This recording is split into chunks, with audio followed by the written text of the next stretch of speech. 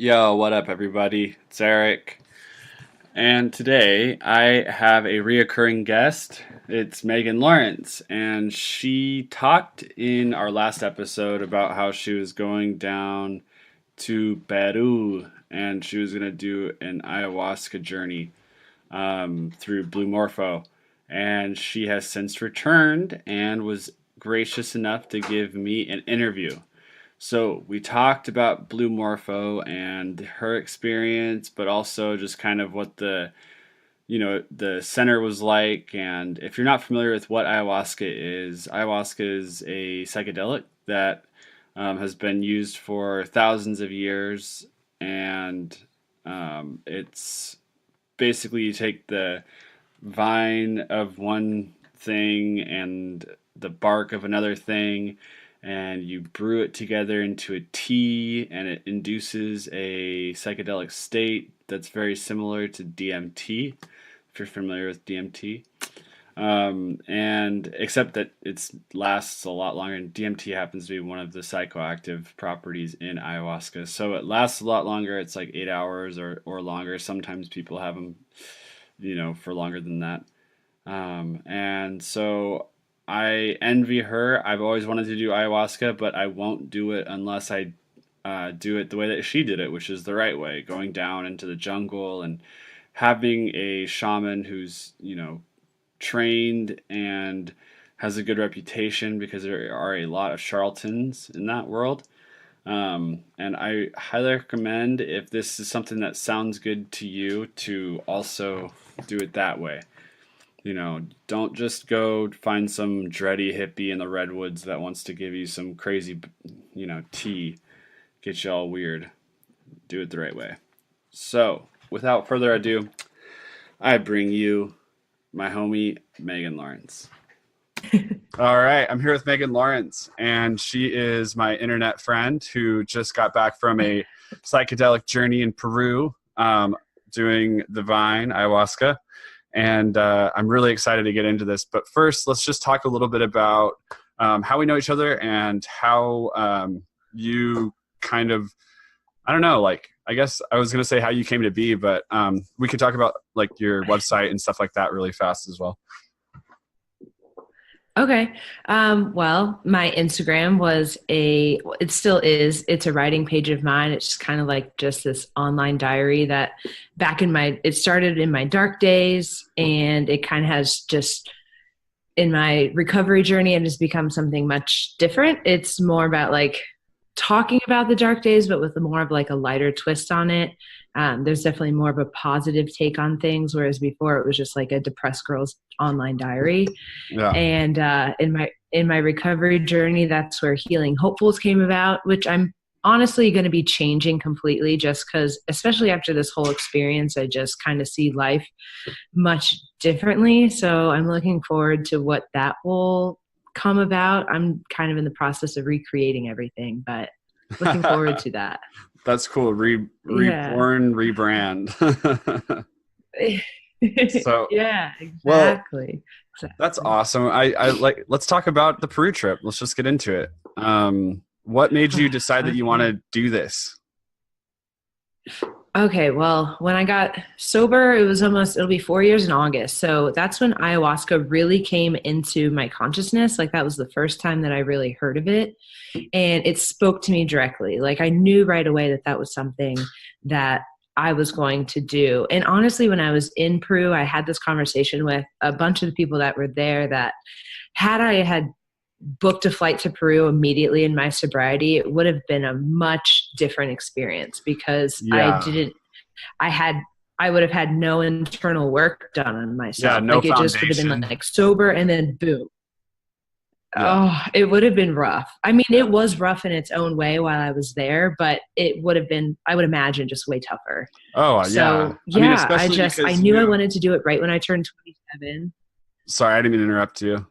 There's a little bit of a lag, I think. So, but yeah, just what I was going to say is with you first getting sober, there's a path to self-discovery that is already so overwhelming, to introduce a huge altered state such as ayahuasca into that. I mean, it can be done, I'm sure, but it's probably better that you have that foundation laid to like, it's like re like doing the next step instead of doing the whole step at once, jumping up to the top flight of stairs, you know.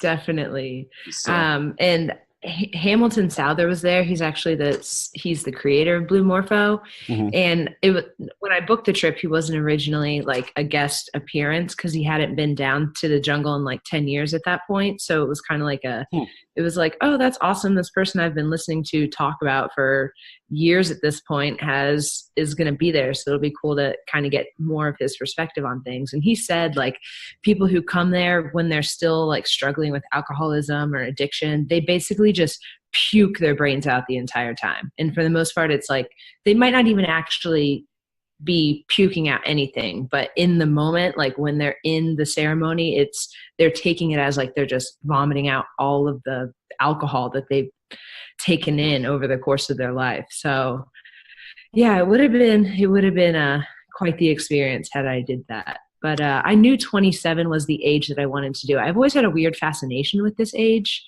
That's Like, cool. I don't know, you hear all this. Yeah, you hear about all those like famous people that die at 27, or 27 was always like you're going to either start living at this point or you're going to just keep going through these toxic patterns. So I don't know why, but 27 I had just turned, and like 2 weeks later, that's when my Peru trip was. So yeah, That's that so was cool. why I decided to do it then. Yeah, it So was really cool. Hamilton Souther, is he's been on like Duncan Trussell's podcast, and he's been on Aubrey Marcus's as well, right? Yeah, you can find him like if you just go on podcasts and search his name, you'll see that he pops up on tons of different types of podcasts, but there's specifically, yeah, Aubrey for sure, because he was the one that I got the recommendation for Blue Morpho from. He said that he won't go anywhere else for these types of experiences. And I see now why. Like that place was so special. It was just incredible in every way. The safety you feel there, everyone there is truly just wanting the best for everyone that decides to come down to the jungle to do that. I mean, it's a heavy experience. You don't know what you're kind of getting yourself into until you're actually in it. Well, why don't we talk about the experience from start to finish? So tell me like what you were feeling like as you were getting on the flight and flying down there and everything. I want to know it all. All right, so we'll start with that. So I actually planned this trip with my good friend from Colorado. We started out as pen pals, and then eventually, like our friendship just bloomed as something really awesome. And he actually missed his flight, so he had he had a connecting flight. We were actually sitting at the gate, but they had shut the door, and they do not reopen the door, in case you were wondering. So I had to fly into Lima by myself. Oh man. Which I was I was kind of nervous for at first, but it ended up turning out great. I had the whole next day to like peruse by myself, is what I kept saying. I'm perusing. And he finally made it in, and then we flew to Iquitos. Iquitos that's where you typically go if you're going down there to do ayahuasca. And in my mind, I had created this like small little city, but it's Right. huge. Like it's a huge city. Like I was dirt just roads. blown away by You were like envisioning it. dirt Yeah. roads and camels, or not camels, but like donkeys with like water barrels on them and shit. Isn't that funny how we do Yeah. that? Like as citizens, we think that everywhere else is like dirt roads and no electricity, you know? I know. It's really unfortunate that my Western mind does that like I don't mean for it to do that, but yeah, you make assumptions, then you go there, and I was blown away by it. It just had such a great personality. It was very lively and colorful, and just it was like its own ball of crazy.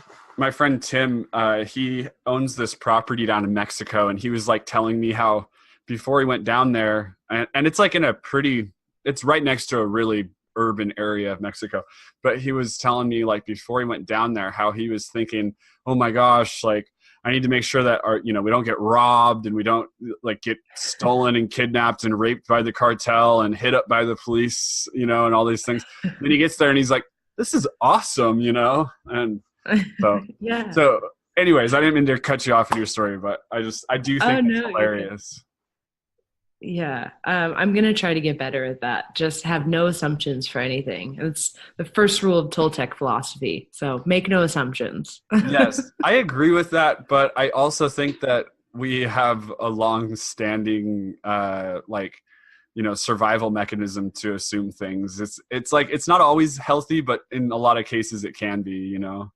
But Yeah, yeah. It serves as a survival yeah, way our brains are able to like put ourselves in some safety net, but you can't predict anything really.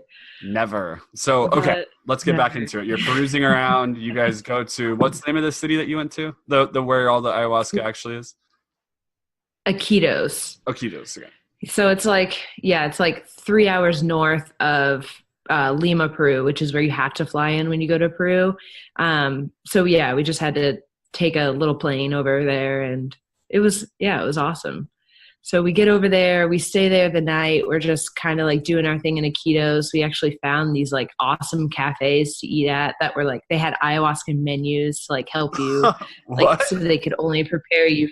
Yeah, because the food, like, I went on like a caffeine detox since Christmas Day was the last day that I had actual coffee. Like, I had to remove sugar from my diet, which I'd already been doing. But yeah, everything's pretty much like low salt, no sugar, very clean food. Like, it's not a bad menu to follow by. Like, I've been sticking with it since I've gotten back. So That's it's what I was been, gonna yeah, ask you you. just feel healthier about food. Yeah, well, I was just gonna ask you if since you've gotten back, if you'd stayed on that train, because before you left, you and I had spoken about how you were like, getting ready and detoxing from caffeine and all these things, and so I was Yeah. curious as to if you were going to continue doing that when you got back.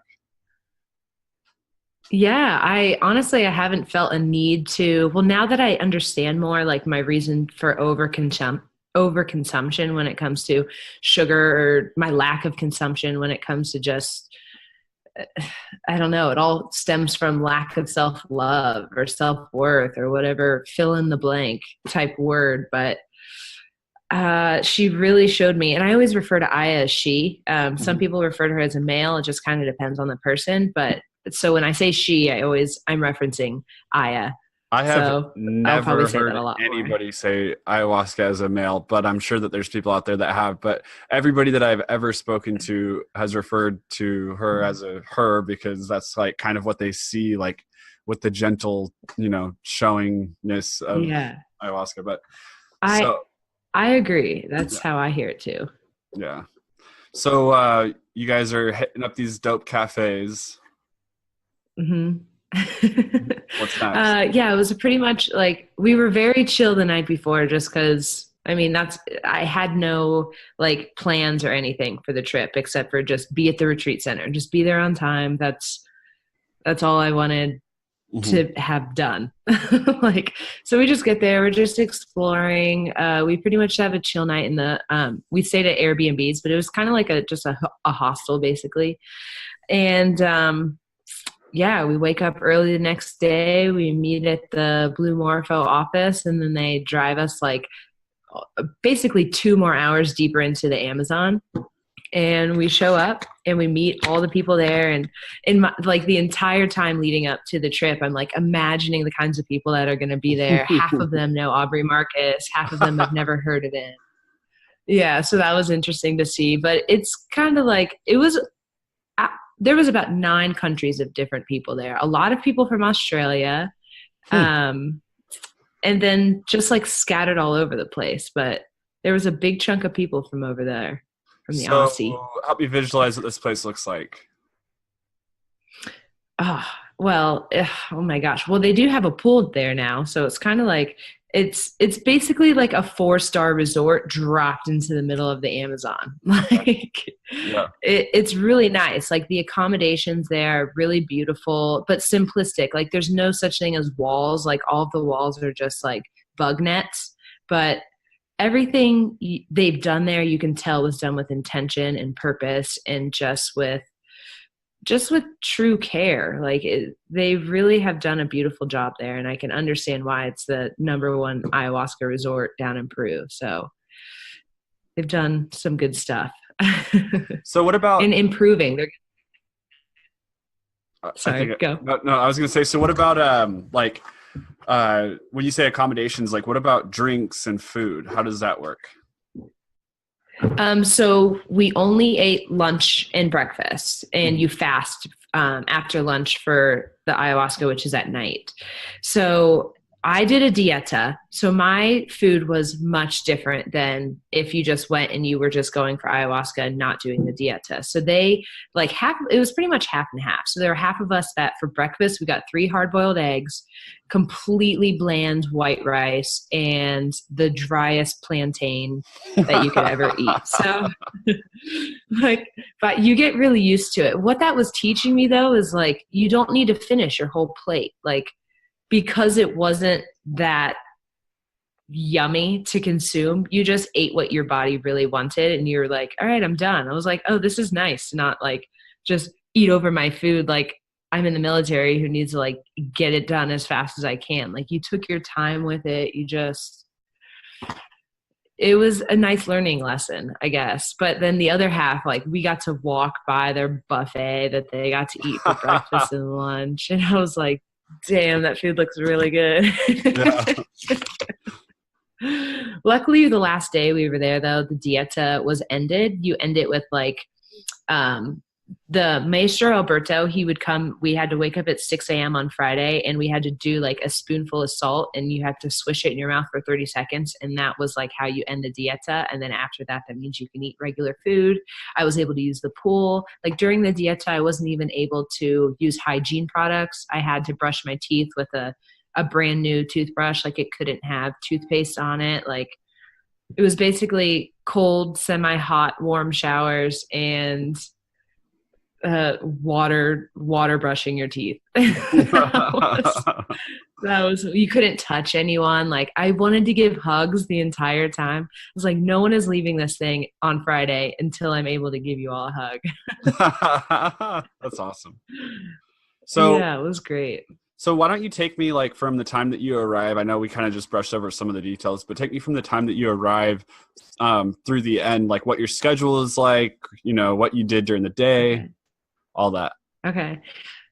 So basically the days were planned out pretty similar. We had a lot of downtime, which was nice because you really only want to relax during the day. Like there were a few jungle treks, but I bowed out of one of those just because with the dieta, it also makes your body really weak. Like you don't have that much energy going. And the entire time I was there, I think I got a full maybe 10 hours of sleep. Like it just, my brain didn't want to shut off. So yeah, your body's just really weak. But during the day, we wake up for breakfast. That was usually around 7 a.m. Then during the morning, there would either be like a yoga class, or like I said, there'd be a jungle trek. Something you can walk the trails throughout the Amazon. And there was hammocks in the ceremony house. I loved hanging out in the ceremony house. That was like my favorite chill spot. Yeah, just chilling and reflecting on things. I did a lot of journaling. And then lunch would be around 12:30. 1:30, that's when we'd have like a Hamilton talk. He'd come into the main house and we all sit around and just kind of talk about last night's ceremony and then the night leading up.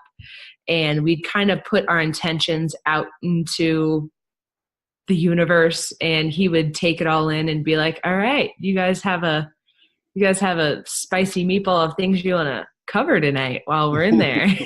And so that was basically the day. Like after that talk, we just had downtime, and then ceremony was always we'd go into the ceremony house at 6 p.m. and it would probably start around 6:30. So then that's when things they got crazy. Why don't you tell me but about yeah, that was our daily schedule. So, well, yeah. No, I want to know. I want to know, like, Okay. what the journey started out like, and you know, the full on experience.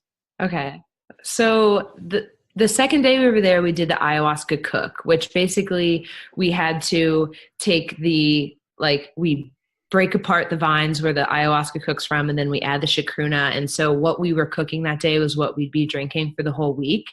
So in the ayahuasca pit, like when it's burning, you were able to go down there and like burn your intentions. But even when we weren't doing the ayahuasca cook, you could still go there, light your intentions on fire and put it in the pit. And so I did that. Like that was part of my daily routine. And it was amazing to me how that was the first intention she would shoot me into. Like right when ceremony started, like it immediately took hold of like the things that I wanted to either tackle within myself or just like understand deeper. It was just crazy how she was like, just, you couldn't deny the power of it all. Like it was just so very clear to me that she was paying attention. She knew what I wanted and what I came there for. And I got everything I needed plus some. Like I said after the first ceremony, I was like, you can listen to hours of podcasts about people sharing their experiences about ayahuasca, but there's nothing like doing it yourself. Because I mean, the amount of times I've listened to Aubrey describe some of his experiences, it just was putting ideas into my head. Like, I think I'm going to be seeing like jaguars and anacondas and all this stuff. I didn't see animals at all. So that wasn't like, I couldn't even relate to that. Maybe if and when I go back down there, it might be a part of it. I'm not sure. But so anything you hear, it's just, you don't know what it's going to be like because it's your psyche and ayahuasca. It's all per person. It's so unique to how it all takes a different range. I've always wondered if the reason why that was a really common thing in the jungle was because that's a very common thing in the jungle. Those people that are in that world, they see a lot of animals on a daily basis. And so their visions consist of a lot of animals, where like my visions have always been about like people, and not like a human, but like a being or something like that. So, and that happens to be what I'm, surrounded with. And so I don't know, but I know that in I don't know actually, because I've never been there, but I think that in those cultures, animal power is a very common theme. Yeah, animals usually show up as something. Like if snakes show up in your visions, it usually represents itself as fear. Right. Yeah, they all take different meanings. But yeah, that wasn't my experience at all. But yeah, it's all so interesting to me, especially like the next day when we would all sit in circle and just talk about what our experiences was like. It was just crazy to hear how wide range variety it was for everyone. It's so awesomely weird. So, did you guys ever do any like walks while you were on the journey at all, or did you guys did you guys pretty much stay inside of one area while you were doing the ceremony, or did you guys yeah. Yeah, no one leaves the ceremony house until when ceremony is over, when they light the lanterns at the end of the night. So it typically every single night at around 10:30 is when the lanterns go on. But I mean, people are still very much in their trips at that time. Like the first night for me, I had to go up and get a second cup because within like the first hour and a half, I wasn't feeling it at all. So I was like, I'll do more. Ended up doing more, but mine only lasted 2 hours. But I mean, some people's trips were going into like 4 or 5 o'clock in the morning. And then actually the second night, there was one guy whose trip lasted a full 36 hours. Like he was still tripping during the next day. Like he had a really intense experience. It was dark, but it was good in the long run. Like I don't believe in bad trips. Like certain things were coming up inside of him that were repressed, and just certain things come up and it just really makes you question everything in your life. Specifically in his experience, it's probably going to take a lot of processing for him nowadays to take a look back and reflect on that and see where that came from. So I won't explain what the suppressed memory was because it's his story to share. Sure, but yeah, I don't want you to do that either. Yeah, it rattled him, that's for sure. Yeah. So was there at any point where, I don't know if you even want to answer this, but was there any point during the experience where you felt uncomfortable about with the people that you were with? Not at all. My favorite thing about the entire experience is when you're in these ceremonies with all of these different energies around you, they become very impactful on your own experience. So, I mean, the first night, uh, oh my gosh, she had such a profound impact on me, but she was very vocal and she was making a lot of noises. And so you could either look at that one of two ways. You could be like, oh, fuck this. Like, I really wish you'd stop talking. Or like you could go the other route and just be like, send her love, like send her compassion. Like, I hear her suffering. I feel sorry for her, but I guess it could get you in your own head, but when you're dealing with all these different energies, like you're freshly open to everyone around you. But my favorite part of the whole thing was just how the sense of connection that you have with this group of people is so incredible. Like, I feel like I have a large family spread out all throughout the world now. Like, you're completely vulnerable with them from the second you get there to the second you leave. And like, you still feel connected to them now. Like, I feel so deeply connected to them. It's awesome. That was what I was truly looking for too. I mean, I've always seeked connection with others, and it's hard to do that via social media. We think we're connected, but we're not actually connected with people. So when you're actually like in a group, you can't leave. You guys are all dealing with your own shit and then having to talk about it. There's no room for like people to not be themselves. It was just refreshing to just see everyone for who they were. It was awesome. Yeah. Loved it. Yeah, I know. That's something that I really am, and I know that you're aware of this, but I'm like really critical about that. Like how we just don't, we have these like communities in our pocket, but they just like, we control the narrative. Oh, I don't like what this person's saying, exit, or mute or whatever. And then, you get in these like environments where people are kind of, either they're like, they share the same beliefs as you, which is never good. It's good for people to have similar beliefs, but it's never good to only surround yourself with people that have similar beliefs, because it absolutely lands you into this weird situation. And I guess my point is that I think that community and connection is something that we're missing so much.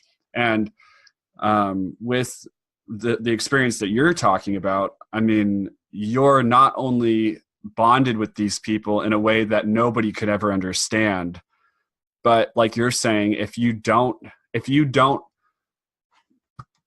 like commit to loving everybody, then your experience is going to be really weird. I mean, and weird is a light term, like, so that's really cool of you though. I mean, cause I know, I've been in situations, not with ayahuasca, but just with other psychedelics and stuff, where I've been around people having, bad experiences or whatever. And during the time anyways, and kind of like what you said, I don't think anything is a bad experience, but yeah, like they're having this extremely hard moment, and you have two things that you can do. You can make it worse for them, or you can help them see what's going on, and it's hard. So that's cool. Yeah, because you really just want to help. Like my first night was all about unconditional love, which what a great way to start me personally, my introduction to ayahuasca, because I mean, I went there with the full intentions of trusting the whole process. And honestly, I think that made my experience the way that it was, because I didn't go into it like with fear. I was just like, show me what I need to be shown. Like, I want to heal these parts of myself. I don't want to keep going through these toxic patterns of my life. Like, I truly want to reach my fullest potential. And I want to mend certain shit that I can't do consciously. Like, bring the unconscious up within me, please. Yeah. So the first night was all about unconditional love. And it was just, there were so many profound things that were coming to my mind through all the ceremonies, but through that first one specifically, because I could hear so much other suffering going around me, was just like, oh, you've spent most of your life trying to fix people, especially those closest to you. And you've never, like, that was never your job. That was never your job to like make others love themselves. All you have to do is love them for who they are. And it was just like, I know that sounds it's such a simple concept, but to actually feel it like inside of you and just know it for once instead of intellectually keep repeating it to yourself. It was, yeah, it was just life changing, just all of it. Yeah, that's awesome. So, Yeah. so how long was the trip to, well, I'm sorry, what's the facility called? Blue. Blue Morpho. Okay, so how long are you Blue, at Blue Morpho? I got there January 27th, early in the morning, and then we leave February 2nd. So, Oh, yeah, wow. 7 full days. And during that time, Yeah. how many days were you actually doing the vine? Like, We did 5 ceremony nights. okay. So we got there on Sunday. Yeah, we had one that Sunday night, Monday night, Tuesday night. Wednesday night was a night off. We had a fire ceremony. And Yeah, then Thursday and Friday were our last 2. cool. So it was a lot. After the first ceremony, I was like, there's 4 more of these. Like, I feel like I've been here for a month already. Right. It was so crazy. And I kept saying that after every ceremony. I was like, how is there 3 more? Oh my God, there's 2 more. That's hilarious. Yeah. Yeah. It was like time is not a thing there. Like it was like time was going by fast but slow at the same time. It was just such like you realize that time is such a construct. Like it was crazy how time was moving there. Like I literally thought I was there for a month. It was great. Yeah, I bet. I didn't want That's a good way to really prolong a vacation, I guess. Just do ayahuasca the whole time. uh, so I don't recommend it unless you're with a trusted shaman. But no. that's And not when another you're thing going to too. Like Memphis either. Like if you're traveling to Memphis, Tennessee, don't just sit in your hotel room and do I know. ayahuasca to try to make it better. Seriously, like you're dealing with Yeah. sometimes very dark energies and you just never know what's going to come up. Like that was a big topic of discussion while we were there was bad shamanism, and apparently it's a very prevalent thing where you can Yeah. go and people will manipulate those under the influence of ayahuasca, and it can just really mess with your psyche. I just couldn't even imagine what that Yeah. would be like. Well, I mean, in any group of people, you're going to have shitty people and good people and rapists and, like encouraging Mhm. people and whatever. And the spiritual community isn't any different than any other community. And, it's really Mhm. unfortunate because like Kendra and I, we've done music for a long time, and we used to produce like really shanty music that's like Eastern influence, hand drums, a lot of bead wearing, dready people listen to it. And and and so we were kind of surrounded by a lot of this scene, and I slowly started to gravitate out of it because I started to see like a lot of these male producers that produce this beautiful soul wrenching music be ultra creepy, like they would like Yeah. use their music and influence to try to like manipulate women. And I'm like, Yeah. whoa, this is so not what I thought it was. And it was kind of Yeah. in a weird way, it's very similar, and then there's with ayahuasca, in the United States, there's these churches where you can go and listen to like Bible sermons while you do ayahuasca. And that just sounds terrible to me. I mean, I could not even imagine being stuck listening to church hymns while you're, but to each his Yeah, own. to each their own. Yeah, for sure. Yeah, it's all about preference, I guess. I've heard so many people about, I even asked them while I was down there, I was like, do you worry that Western culture is going to ruin like the magic of this indigenous, like ancient practice that you guys have going here? Because you hear all the time of people who go down to the jungle, drink it a few times, and then come back to the States and claim that they're a shaman. Like, Right. no, that takes years of training. Like, no, thank you, Joe. I'm not going to be partaking in your practice Yeah. shamanism. Yeah. In your dark Like, basement. Yeah. No. I that's a good question though, because it's almost like here's like the double-edged sword with that is like either a Western culture can like ruin the ceremony, which if enough people experience that though, I mean, like, I'm certain that if you give someone those experiences, it's going to change something. Like, you know what I mean? And, mhm. and I do totally agree with you that it needs to be under the right supervision and with the right guidance. But Mhm. like I would much rather Western culture over consume ayahuasca and not do it right than Western culture move into places like Peru and destroy the rainforest and destroy the culture, Mhm. essentially. You know what I'm saying? Yeah. Like, and have that lost, similarly to what happened with the Native Americans, you know? So, Yeah. Yeah, I agree with that. I mean, I think I definitely am under the belief that if you don't feel called to do ayahuasca, then wait on it. Like, don't make that impulsive decision. But if it's yeah, something that keeps coming into your life and you keep hearing about it, yeah. then I think maybe it's something that you should entertain. But do I think everyone could benefit from taking a sip of ayahuasca?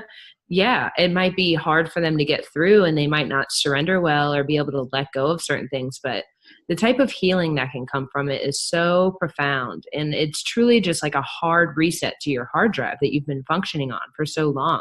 Like my brain just feels like it would just like control delete end all tasks, let's start this thing over.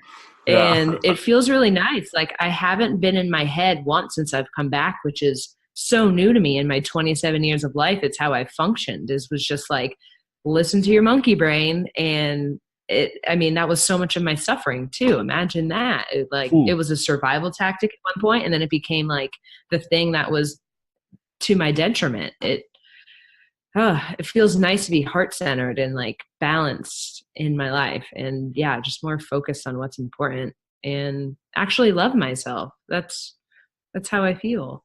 Yeah, that's awesome. I know it is Mm-hmm. like I totally agree with you. Just to kind of throw back, like um, I definitely think that these things need to be taken responsibly, and I have seen Mm-hmm. Set and setting. yeah, I've seen DMT being smoked in front of subs at festivals, and I'm just like, what are you doing? It seems like an abuse of the substance, like, you know what I mean? But Mm-hmm. um, to each his own. And I just I worry though that things like that can, if you're not doing it under the right supervision, it might ruin your experience to have a real experience in the future that could be life altering in the right direction, And so Mm-hmm. I just wanted to Absolutely. say that for listeners, because like what you're saying is so true. It really does matter, how you approach these Yeah, things. it's not some. Yeah, Go ahead. it's not something to be taken lightly. It definitely like, yeah, just take into a fact, like into account that you're dealing with something that's tapping into everything, like you're unconscious. We don't know what's in our unconscious. That's what makes it unconscious. Right. So what comes up is what comes up. Like my third ceremony filled me with so much fear for the next ceremonies to come. Like I was so happy we had a fire ceremony after it. Like all of my ceremonies had great resolutions at the end of it, but it brought up a memory that I had pushed down in a toxic relationship that I was in, Hmm. that just filled me with fear because I was like, whoa, what else is down there? Like if that's dark. Like it made me realize that like, whoa, I'm not in control of anything. Like the brain does do a great job of like like its survival skills is what it does when it does that for you, which is protect you from Yeah. certain memories. But 10 points to the man, brain, because it's crazy. Like I know sometimes I'll be laying in bed at like 2 a.m. not sleeping, and then all of a sudden I just start to think about how, like the atoms somehow like through wave function have like come together to create all of this craziness, and we're just here to experience it for no reason or whatever, yeah, and I mean, maybe, who knows, right? And you can like feel your heart rate going up very steadily, because it's like death is so close, and we're like constantly just distracting ourselves from that reality that death is hmm, close. You know, yeah, it's really weird, yep. and I do it all the fucking time, like all the time. I'm Yeah. constantly distracting myself. So Hmm.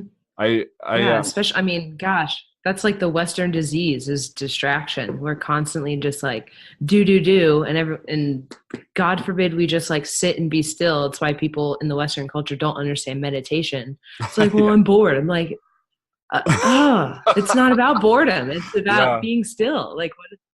Yeah, Try it's like it. that It's not. interview that I had with Stephen Novella, and I think you and I might have talked about this, but I like brought up to him, meditation because he was super critical about meditation, like saying that I Mhm. don't really see the point of it. Maybe we could get the same benefits out of sitting and watching an NFL game, and it's like, wait, you really don't understand what we're talking about here. You know what I mean? And it's really important. I'm so glad that there's people like Sam Harris to talk about it because he's a Oh, skeptic and a neuroscientist, and like having him as this like, anti-religion, super skeptic, not woo-woo guy talk about the benefits of meditation is really empowering. So mhm. I really love him. yeah, me too. If I were gay and he were gay, it'd be a match. Um, so I wanted to ask you, like, because I'm kind of like this weird science nerd that is super into materialism, and I think that you've probably gotten that about me by now. Um, what were you thinking about your experience from a science standpoint? Like, what did you think? Like, did it make you question like consciousness and what consciousness is, or did you like? I'm just So, curious. so we had a lot of conversations on that. Mhm. My ceremony specifically, like there was clear messages that I took away from them. Like I knew I was going there, like for the 5 ceremonies with like 5 set things that I really wanted to do. But I mean, Hamilton said it himself. Like he was just like, we're just going to open up the universe. Like yeah, don't go in there with intentions. If you want to explore certain things, like go down those routes if you want. Like some people were talking about fractals of the apex, other people were like trying to go like let's go 4D, like let's go to the next dimension. Like and that's Yeah. all very possible. Like it gives you a deeper understanding of like not only your purpose here on earth, but just really that we are without sounding as hippy dippy as I can, like we are all the universe. Like we, God, I mean, it's really hard to not sound hippy dippy when you're saying that, but It's okay, Megan. I'm like, not here to judge. yeah, like the accumulation of what we are is just everything. Like Right. we shouldn't, it really is a simple concept, but our brain wants to make things complicated. We Yeah. need more answers. We need more proof. Like we need Yeah. things delivered to us on some silver platter. But it's like, why can't you just believe that you're special enough to make it here in human form? Like that in and of itself is fucking cool. I know. I Like agree. Yeah. stop wasting it. Stop Yeah. wasting that opportunity. I know. I think it's kind of funny because like the thing about the hippy dippy talk is that Mhm. when you say things like, we are all one, everything's connected, like all these things, it's true. Everything is made of Mhm. atoms, right? I mean, everything is made of atoms. Mhm. If all of the Mhm. atomic charges switched to the same charge, like and bonded together, it would be like one thing, one point. We happen to be Mhm. experiencing them through, experiencing life or whatever through our own personal subjectivity. But at the end of the Mhm. day, everything in the universe is made of the same material. We are actually one Mhm. thing. When you breathe the oxygen, you're breathing like molecules that have been recycled on this fucking planet for thousands of years, hundreds of thousands, millions of years. I mean, so it is really, it's really cool. And you don't have to get outside of the wheelhouse of science to talk about these things in that light, and I Mhm. think that it's really unfortunate that in the scientific community and in the woo woo community, we can't like see it as what it is. Like there's nuance. There's like a little bit of this and a little bit of that put together Mhm. is the key, right? Yeah. And just to go back on the like when I reference hippy dippy or just when you talk about new agey or woo woo, Yeah. that personally just it bothers me that that's even something that people have to like preface what they're going to Right. say, because God Yeah. forbid someone have their own beliefs on things. And it's ultimately, if anyone has something to say about it, it's their own fears getting in the way. It has nothing to do with you. It's just their inability to be open-minded towards certain topics. Yeah. Like, and I probably won't be able to have that many conversations with them. Like, sorry. Right.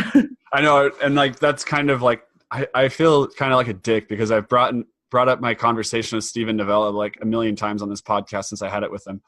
But it was so clear to me that he was having a really hard time talking about anything that wasn't like hard science facts. Like you can't even explore the possibilities. And I'm not a huge philosophy person, but like we need to come up with like crazy ideas in order to figure out if they're real or not, you know, like we have to, in order. I agree. Yeah. I mean, to push our minds and to think about things like, you know, can I like change matter with my thoughts or something crazy like that? Like, you know, to put a limit on your thoughts really kind of obstructs who would have thought, like the thing about humans that's really crazy is like if you were to say like, I'm going to try to fly, you know, like people would be like, you're an idiot, but we fly in planes, you know, like we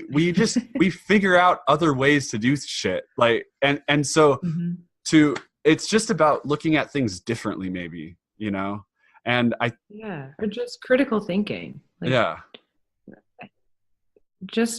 I don't think anything should be off the table. Never. When it comes to me. Like if I were to sit across the table from someone and they wanted to talk universe or they wanted to talk fractals of the apex or they wanted to talk meditation, like cool, let's talk about it. I'm not going to shove my fears down your throat. Maybe I'll disagree with you, but I'm also not going to attack you by saying you're wrong. Right. I have no proof that I'm right about things. So let's just get that out of the way for every single human being on this planet. Like none of us are right. We have certain concrete facts that we can go off of. Like gravity is very real, but like certain things we can all come to an agreement on. But to think that other people are wrong and what they think about, I think that that's just absurd. Yeah. So has this experience made you want to like sell everything and move to the jungle? Kind of. Like I stand outside and look at the stars and I'm like, man, I wish teleporting was real, because I would shoot myself right back into the jungle. Like there was just I've never been at a place so calming and where I felt so safe ever in my life. Like it was just such a peaceful place to be. It was just wonderful. Well, I am like so excited about this, and I really hope that we get to talk more about it. And you know, I don't know, I'm really stoked that you got to experience this. So it sounds like me too. I can see it on you. You know what I mean? It sounds like thanks. Yeah. It sounds like you had a great time. And why don't you tell people though, just, you know, like get the business out of the way. Why don't you tell people where they can find you on Instagram and stuff? And so you guys can find me at In My Own Words. Each word is separated by a period. So in.my.own.words. And then healinghopefuls.com. And I love connecting with others, even though it will be via social media. But hopefully one day there will come a time where I'm just anywhere, wherever I want to be, and we can all meet in person. And that's honestly a dream come true of mine. It would be a dream come true of mine. That's oh, my wheels start turning. I'm like, we should have an event with Megan Lawrence. So let's do it for real. Why not? Yeah. Why not? We should do it. So cool. Well, I'm gonna hit pause on this thing and just hang out with me.